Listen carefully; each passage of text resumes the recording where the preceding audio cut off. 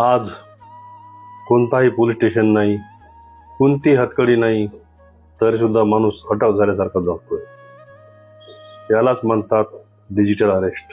Phone वाजतो, समोरचा आवाज सांगतो तुमच्यावर केस आहे, तुमचं नाव सायबर गुन्ह्यात आहे, आणि त्या एका कॉलने धडधडणारा माणूस घाबरून जातो. तो पळत नाही, तो लढत नाही, तो फक्त घाबरतो.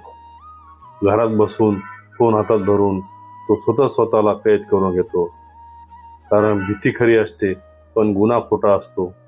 आज सायबर गुन्हेगार हत्यार वापरत नाहीत, ते वापरतात तुमची भीती, ते वापरतात तुमचं अज्ञान, तुमचा विश्वास आणि तुमची घाई.